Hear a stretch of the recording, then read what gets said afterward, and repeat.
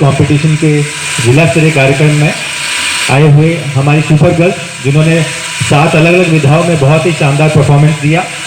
आपको, आपके शिक्षकों को, आपके पेरेंट्स को और यहाँ आए हुए समस्त लोगों को सबसे पहले मेरा नमस्कार। देखिए, ये जो पूरी कार्ययोजना बनाई गई है, जब हम बेटी बचाओ बेटी पढ़ाओ की बात करते हैं, तो हमारा भी या शासन का भी इन जनरल मानना है कि पढ़ाना सबसे आवश्यक है। जब हम पढ़ाई की बात करते हैं, कहते हैं कि शिक्षा सबसे शक्तिशाली टूल है, सबसे शक्तिशाली माध्यम है जो आपके जीवन की दशा और दिशा को बदल सकता है।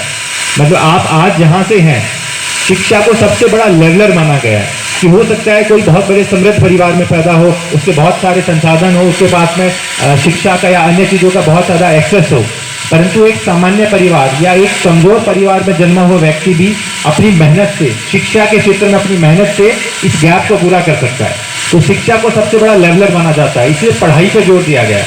लेकिन पढ़ाई का अर्थ क्या है? क्या केवल जो हम लोग क्लास में पाठ्यक्रम में पढ़ते हैं या जो स्कूल में केवल हमें फॉर्मल एजुकेशन क्लासरूम में दिया जाता है, क्या केवल वही शिक्षा है? क्या केवल वही शिक्षा है? कोई बच्चा बताएगा कि आप ही में से? बताओ बच्चे। अच्छा, लास्ट टाइम आप बताओ, आप सेक्रेटरिस्ट बनना चाहते हैं ना? चलो बताओ। स्कूल में इतनी बार आ गए कि आधे बच्चे को शक्ल याद हो गई मुझे। First of all good evening sir. जो हम क्लास में पढ़ते हैं बस वही नहीं होता है एजुकेशन। जैसे कि आज यहाँ पे मैं पहुँच पाई हूँ डिस्ट्रिक्ट लेवल पर, तो सर वो आपकी वजह से है कि मैं अपना मतलब मेरे अंदर जो खूबी है उसको मैं सबके सामने ला पाई हूँ। बच्चे ये तो चलिए ठीक है, ये तो आपका टैलेंट था, हमने तो बस आपको एक स्टेज दिया। देखिए, एजुकेशन की जब बात करते हैं, जैसे उन्होंने गुड़िया ने बताया कि अलग अलग तरह से हो सकता है। जो हम संगीत में गाते हैं, संगीत का जो एक विधा है वो भी एक एजुकेशन का ही पार्ट है। एक जो परफॉर्मेंस करते हैं हम डांस वगैरह के, वो भी एक चीज़ का पार्ट है। जो हम कम्युनिकेशन में डिबेट करते हैं, स्पीच करते हैं, ओरेटर्स होते हैं बहुत अच्छे, वो सब एक एजुकेशन का पार्ट है। एजुकेशन एक बहुत बड़ा अम्ब्रेला टर्म है जिसमें सारी चीज़ आती हैं। तो हमारा, या इन जनरल मैं हमेशा बोलता हूँ कि जो हमारा स्कूल लाइफ है उसका उद्देश्य ये है कि सभी बच्चों को उनका पैशन, उनका एप्टीट्यूड पहचानने में मदद कर सके, कि कहाँ उनका नेचुरल टैलेंट जिस क्षेत्र में है वो पहचानने में उनको मदद करे। और वो मदद कब करेगा? जब अलग अलग पाठ्य जो पढ़ाई है उसके अलावा अलग अलग तरह कॉम्पिटिशन भी होंगे। इससे पहले आपने बोलेगा बचपन प्रारंभ किया था, जिसमें हमारा मेन उद्देश्य ये था कि बच्चों के अंदर जो स्टेज फियर या स्टेज हेजिटेशन है वो खत्म हो जाए और बच्चे स्वतंत्र रूप से अपने विचारों की अभिव्यक्ति कर पाए। इसी के सेकंड स्टेज में हमने ये गरियाबंद के सुपर गर्ल स्टार्ट करा कि जो 7 अलग अलग विधाएं हैं, गायन है, इंस्ट्रूमेंट बजाना है, आपका परफॉर्मेंस का है, आपका डिबेट है, स्पीच है, अलग अलग कंपटीशन के अंदर जो बच्चों में प्रतिभा छिपी हुई है वो सामने आ पाए, इसके लिए उनको मंच प्रदान किया जाए, ये उसकी तरफ करा है। साथ ही साथ पढ़ाई में हमारे बच्चे अच्छा करें, उसके लिए हमने उत्कर्ष गरियाबंद अंतर्गत weekly test, monthly test start कर रहे हैं, टाइमली सिलेबस कंप्लीट करा रहे हैं। और जो हमारे टॉपर्स होते हैं, जो मंथली टेस्ट के टॉपर्स होते हैं, उनको हम कहीं ना कहीं घुमाते हैं। जो अगस्त मंथ के टॉपर्स उनको हम राज्य में घुमाया था, सितंबर वालों को हमने सिंगरा पगार में घुमाया था। तो हर महीने कुछ ना कुछ कार्यक्रम आयोजित करते हैं ताकि हर क्षेत्र में जो हमारे बच्चे अच्छे हैं उनको अपना प्रोत्साहन मिले और वो क्षेत्र में और अच्छा हमारा नाम कर पाए।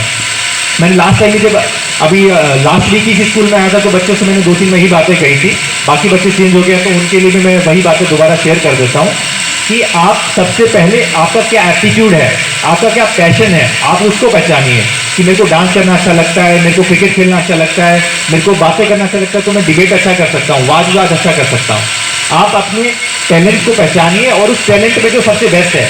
जैसे उस दिन एक बच्चा था, उनका क्रिकेट में इंटरेस्ट था, तो मैंने उनसे पूछा कि आप सचिन तेंदुलकर बनना चाहते हैं या विराट कोहली? तो उन्होंने कहा मैं दोनों ही नहीं बनना चाहता सर, मैं अपना एक फॉर्म का आइडेंटिटी अपनी एस्टेब्लिश करना चाहता हूँ। तो हमें ऐसा बनना है कि दूसरे हमारा उदाहरण दे। बहुत बारी क्या होता है, हम जिस बैकग्राउंड से आते हैं हम सोचते हैं यार हम तो ट्राइबल ब्लॉक से आते हैं, हम ट्राइबल जिले से आते हैं, हम जो दिल्ली, मुंबई, चेन्नई, कोलकाता जैसे शहरों में बच्चे पढ़ रहे हैं उनसे कैसे कम्पीट कर पाएंगे। तो कभी भी हमें जीवन में अपने ऊपर सेल्फ डाउट नहीं होना चाहिए। एक बारी हमने अपना पैशन आइडेंटिफाई कर लिया कि ये हमारा पैशन है, तो उसको पाने के लिए हमें 100% मेहनत करनी चाहिए। केवल सोचने से भी नहीं होता ना। कहते हैं कि अगर मैं सोचूं कि भाई मैं कल को बड़ा होकर बहुत बड़ा डॉक्टर बनना चाहता हूँ, लेकिन मैं उसकी डायरेक्शन कोई मेहनत नहीं कर रहा, तो क्या कभी मैं डॉक्टर बन पाऊंगा? नहीं बन पाएंगे ना। तो सोचा हमने, अपना गोल सेट करा और उस गोल को पाने के लिए अथक प्रयास करना है, मेहनत में कभी कमी नहीं रहनी चाहिए। लास्ट टाइम ये बोला था कि success is 99% attitude and 1% aptitude, या 99% परस्पिरेशन 1% इंस्पिरेशन। आपके अंदर अगर किसी चीज़ को पाने का नेचुरल टैलेंट थोड़ा कम भी है, लेकिन मेहनत से आप उस गैप को ब्रिज कर सकते हैं। मेहनत का कोई सब्स्टिट्यूट नहीं होता। आपको जिंदगी में जो पाना है उसके लिए आपको अथक प्रयास करना है। तो एक ऊंचा गोल सेट करिए। ये मत सोचिए कि मेरे घर वाले या मेरे रिश्तेदार बोल रहे हैं तू कैसे डॉक्टर बन जाएगा, तू कैसे इंजीनियर बन जाएगा। तेरे परिवार में कोई आज तक डॉक्टर बना है क्या, या तेरे गाँव में, तेरे जिले में कोई आज तक डॉक्टर या इंजीनियर बना है क्या बड़ा। तो अपने को कहते हैं सबसे बड़ा रोग क्या कहेंगे लोग, दुनिया का सबसे बड़ा रोग क्या कहेंगे लोग। हमें कभी भी दूसरों के कहने से अपना जो सेल्फ गोल हमने सेट करा है उसको नहीं छेड़ना है या उसको नीचे नहीं करना है, बिना ये टेंशन लिए कि दूसरा हमारे बारे में क्या बोल रहा है या हमारे ऊपर किस तरह का प्रश्न चिन्ह उठा रहा है। हमें कभी सेल्फ डाउट नहीं अरेज होना है। अपने सेल्फ डाउट को क्लियर करके एक ऊंचा गोल सेट करा, उसको पाने के लिए अथक परिश्रम करा, और हार गए तो कभी अपने मन से निराश नहीं होना है। कहते मन के हारे हार है, मन के जीते जीत। मतलब जो मन से हार गया असली में वही हार गया। आप सबको पता है बल्ब का आविष्कार किसने किया था, किसने किया था बताओ वहां से, तो बच्चा बताएगा बल्ब का आविष्कार किसने किया था।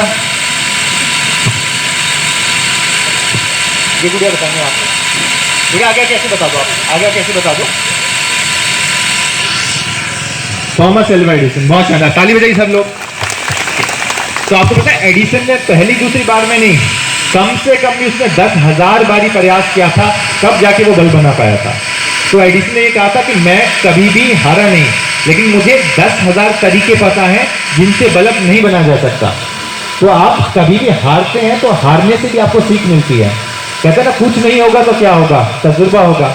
एक्सपीरियंस सबसे ज़्यादा मैटर लाइफ में मैटर करता है। आपको सफलता का एक्सपीरियंस या फिर हारने का एक्सपीरियंस। हारने के एक्सपीरियंस से कभी निराश नहीं होना है। आपको एक तरीका पता चल जाता है कि किस प्रकार से सफलता नहीं प्राप्त की जा सकती है, तो उस तरीके को छोड़ के नए सिरे से दोबारा प्रारंभ करते रहना है। तो इसी प्रकार आज दोबारा बेटी बचाओ बेटी पढ़ाओ अभियान अंतर्गत जो हमारा छत्तीसगढ़ की सुपर गर्ल्स कार्यक्रम आयोजित किया गया था, इसके जिला स्तर कार्यक्रम में जो जितने भी सुपर गर्ल्स आए, सबसे पहले तो आप सब अपने लिए ताली बजाइए, क्योंकि आप अपने विकास खंड के, अपने मेगा क्लस्टर के आप लोग टॉपर्स हैं। आपने वहाँ पे बहुत बेहतरीन परफॉर्म करा, तभी आप यहाँ पर पहुँच पाए हैं। तो आपको उसके लिए मैं बहुत बहुत बधाई देता हूँ, और मैं आप लोगों से उम्मीद करता हूँ कि आप लोग ना केवल जिला स्तर पर रुकेंगे, बल्कि कभी भी राज्य लेवल का या राष्ट्रीय लेवल का, बल्कि अंतर्राष्ट्रीय लेवल का कंपटीशन होगा तो हमारे देश को, हमारे जिले को, हमारे राज्य को रिप्रेजेंट करेंगे। तो आप लोगों को बहुत बहुत बधाई देते हुए मैं अपनी वाणी को विराम देता हूँ।